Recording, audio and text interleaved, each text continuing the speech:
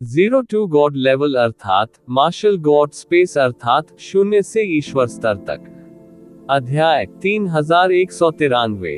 नमस्कार, आप कहानी में खो जाएं उससे पहले चैनल को सब्सक्राइब करें और नोटिफिकेशन ऑन करें। धन्यवाद।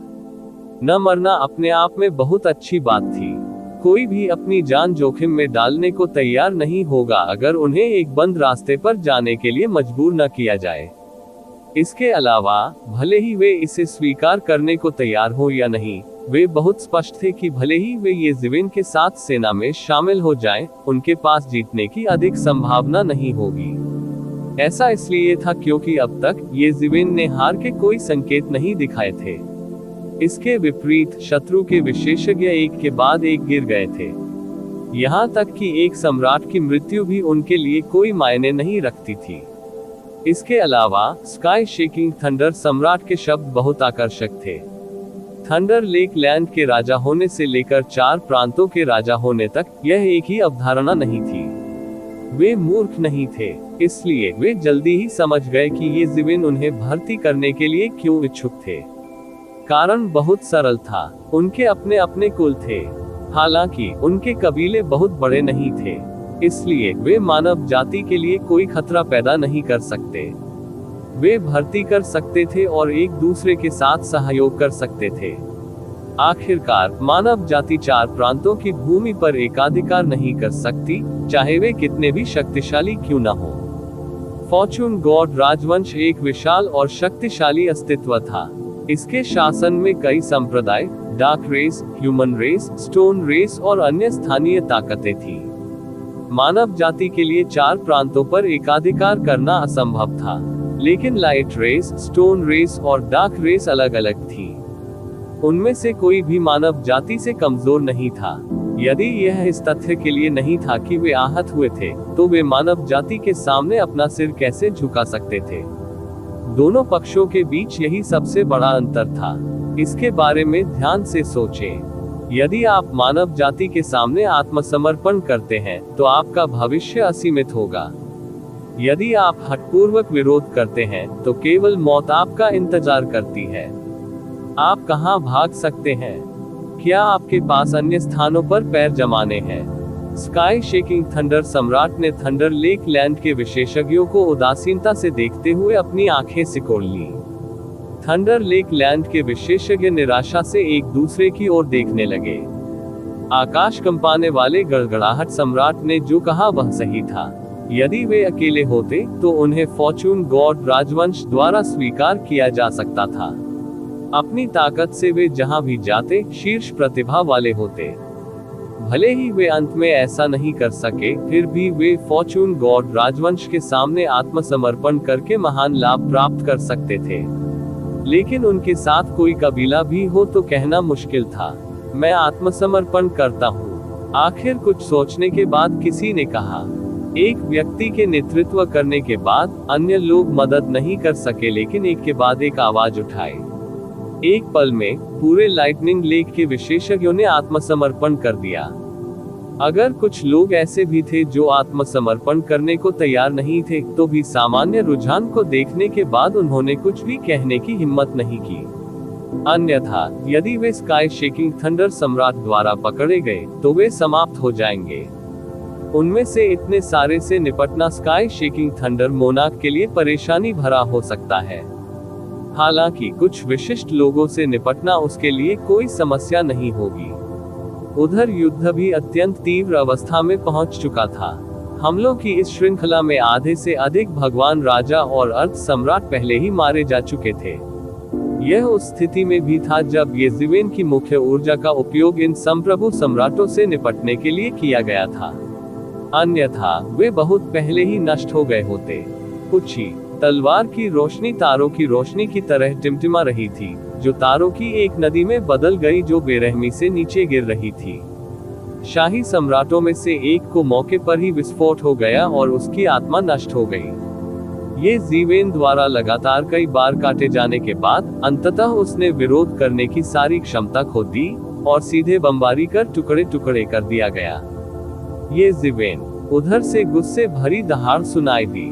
फिर शून्य में अंतहीन अंधेरे ने सब कुछ ढक लिया और एक कृपाण छाया आकाश से टकराकर ये ज़िवेन की ओर गिरी। ये ज़िवेन ने ठंडी सांस ली और अचानक अपनी आंखें खोल दी। उसकी आंखों से दिव्य प्रकाश फूट पड़ा और उसकी दोहरी पुतलियां खुल गईं और तुरंत अंधेरे छाया सम्राट की स्थिति पर कब्जा कर लिया। वह सीधे घूमा और एक मुक्का जड़ दिया। उसकी पांचों उंगलियां मुट्ठी में बंध गईं और मुट्ठी का इरादा एक विशाल सिक्स पाथ व्हील में बदल गया, जो धीरे धीरे आकाश में घूमता रहा। अपने साथ एक भयानक शक्ति लेकर आया जो शून्य में संघनित होती रही और फिर विस्फोट से बाहर निकल गई। टकराना। सभी ने केवल एक अतुलनीय तेज धमाका और हाथों में लंबी कृपाण सुनी। अंधेरी छाया सम्राट की छवि इंच दर इंच ढहने लगी। दरारों के निशान तेजी से घने मकड़ी के जाले की तरह पूरे लंबे कृपाण में फैल गए और फिर टुकड़ों में बदल गए जो सभी दिशाओं में उड़ गए। डार्क शैडो सम्राट ने धीमी कराह निकाली और उसके हाथ वास्तव में खून से लथपथ थे और यह एक खूनी गंदगी थी। ये ज़िवेन ने थोड़ा व्यंग्य किया और सीधे फिर से दौड़ पड़े। इस अवधि के दौरान डार्क शैडो सम्राट की लगातार लड़ने की शैली ने उसे बहुत परेशान किया था। निस्संदेह यह एक घातक खतरा होने के लिए पर्याप्त नहीं था, यहाँ तक कि जब उसने 7वें दायरे में प्रवेश किया था तब भी उसके लिए सुरक्षित बच निकलना बहुत आसान था। अब तो छोड़ ही दीजिए। हालांकि अगर उसने पहले डार्क शैडो सम्राट से छुटकारा नहीं पाया तो लड़ाई लंबी खींच जाएगी, और उसने पहले ही अपने दिल में फैसला कर लिया था कि अब डार्क शैडो सम्राट को मार डालेगा। ये ज़िवेन ने आकाश की ओर देखा और दहाड़ लगाए और उसके पीछे एक सिक्स पाथर्स व्हील संघनित होता रहा और यह स्पष्ट और स्पष्ट होता गया। फिर उसने अपनी पांचों अंगुलियों को मुट्ठी में बांध लिया और फिर उसे डार्क शैडो सम्राट की ओर मारा। धिक्कार है, इतनी जोरदार मुट्ठियां। डार्क शैडो सम्राट इस मौके से बचने की कोशिश में पीछे हट गया, लेकिन ये बेकार था। ये ज़िवेन ने उसे ऐसा कोई मौका नहीं दिया और सीधे उसके पास पहुंची और उसकी मुट्ठी तोड़ दी। इसके बारे में सोचो भी मत। पत्थर सम्राट, जो किनारे पर था, चिल्लाया। वह अच्छी तरह से जानता था कि केवल वे दोनों ही ये ज़िवेन को रोक सकते हैं, और यदि डार्क शैडो सम्राट गंभीर रूप से घायल हो गया या मारा गया तो वह बहुत खतरनाक स्थिति में होगा। एक एक करके अन्य मास्टरों को भी इस समस्या का एहसास हुआ और वे एक साथ आगे बढ़े और पीछे हटे और लगभग एक ही समय में आगे बढ़े। इस बार ये ज़िवेन ने कॉल का जवाब नहीं दिया। वह अब लड़ाई में देरी नहीं करना चाहता था। मानव जाति सेना ने पहले ही प्रकाश के पवित्र पर्वत को घेर लिया था और अभी उसने आकाश से पूछने के लिए गुप्त आवाज प्रसारण का भी उपयोग किया था। थंडर लेक लैंड के कई स्वामियों को बुलाने के लिए शेकिंग थंडर सम्राट। अब जबकि समग्र स्थिति निर्धारित हो चुकी थी, केवल उसकी लड़ाई बची थी और लड़ाई में देरी करने का कोई मतलब नहीं था। ये ज़िवेन के शरीर पर टाइम रॉब को अत्यधिक सक्रिय किया गया था और ड्रैगनस के जलने के बाद भारी मात्रा में आध्यात्मिक ऊर्जा को टाइम रॉब में एकीकृत किया गया था। टाइम मैजिक रोब चकाचौंध दिव्य चमक के विस्फोट के साथ खिल गया। असीम शक्ति जारी हो रही थी और टाइम डोमेन में परिवर्तित हो गई थी। सभी के हमले इस क्षेत्र में गिरे और पूरी तरह से समय की शक्ति से घिर गए। दरअसल ये ज़िवेन के शरीर पर हमला करना भी मुश्किल लग रहा था। केवल पत्थर सम्राट के पत्थर की ऊर्जा के हमले ने ये ज़िवेन पर प्रहार किया, लेकिन ये बेकार था। ये टाइम रॉब के हमले को नहीं तोड़ सका और यह ये ज़िवेन के आंदोलन को भी नहीं रोक सका। इस समय ये ज़िवेन पहले से ही डार्क शैडो सम्राट के सामने आ गया था और एक मुक्का मारा। टकराना। डार्क शैडो सम्राट इसे बिल्कुल भी नहीं रोक सका। उसका काला कवच ये ज़िवेन की मुट्ठी के बल के नीचे पूरी तरह से राख में बदल गया और उसकी पूरी छाती पर चोट लगी और वह मौके पर ही उड़ गया। पफ। डार्क शैडो सम्राट ने मुंह से खून की धारा उगल दी। ये ज़िवेन के हमले से वह गंभीर रूप से घायल हो गया था। सारे आकाश में सुनहरा रक्त बिखर गया। इसकी प्रत्येक बूंद में अंधकार के नियम का सार समाहित था। ये रक्त सार का रक्त सार था। हालांकि ऐसा लग रहा था जैसे इसकी कोई कीमत ही नहीं थी। दोबारा ये ज़िवेन ने एक कदम आगे बढ़ाया और ऐसा लगा मानो वह बाहर निकल आया हो और एक कदम में डार्क शैडो सम्राट को पकड़ लिया। उसके सिर के ऊपर मार्शल सम्राट की सील घूम गई और फिर भयंकर रूप से टूट गई। बूम! डार्क शैडो सम्राट का पूरा शरीर एक तारे की तरह था, जो पवित्र प्रकाश पर्वत से टकरा रहा था, और पूरा पवित्र प्रकाश पर्वत ऊपर और नीचे हिल गया, लगभग ढहने के बिंदु पर। यदि यह कई वर्षों तक मैट्रिक्स और बैरियर की सुरक्षा के लिए नहीं होता, तो शायद ये बहुत पहले ही ढह गया होता। डार्क शैडो सम्राट ने उठने के लिए संघर्ष किया, लेकिन उसे केवल ऐसा महसूस हुआ जैसे उसका पूरा शरीर अलग हो गया हो।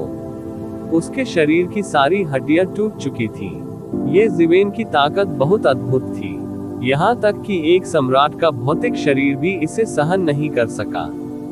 गर्जन! अंधेरी छाया सम्राट दहाड़ने लगा, और जैसे ही वह फिर से ऊपर जाने वाला था, उसने देखा कि एक चौंकाने वाली तलवार की रोशनी तेजी से नीचे गिर रही थी।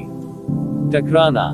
एक जोरदार धमाके के साथ डार्क शैडो सम्राट को इस तलवार से काट दिया गया। घटनास्थल पर प्रकाश, वह पहले से ही गंभीर रूप से घायल हो गया था। उसके पास वापस लड़ने की कोई ताकत नहीं थी, और उसे मौके पर ही काट दिया गया। उसका पूरा शरीर मौके पर ही फट गया।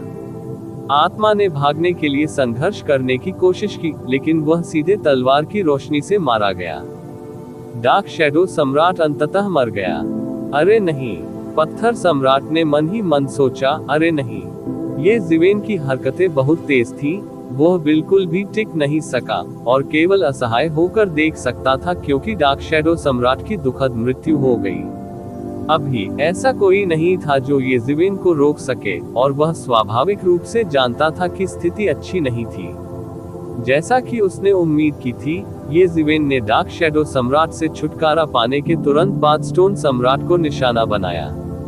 ये ज़िवेन की पीठ पर पंख अचानक फैल गए, और तुरंत अंतरिक्ष में छेद कर दिया। स्टोन सम्राट के सामने आ गया, और एक सीधा मुक्का मारा। पत्थर सम्राट ने लापरवाह होने की हिम्मत नहीं की, और उसके शरीर पर एक प्रकार की पत्थर की ऊर्जा दिखाई दी, जो उसकी रक्षा कर रही थी, और तभी उसने एक मुक्का मारा। टकराना! दो मुट्ठियां जोर से टकराईं, और आकाश का रंग बदल गया, और एक भयानक शक्ति सभी दिशाओं में फैल गई।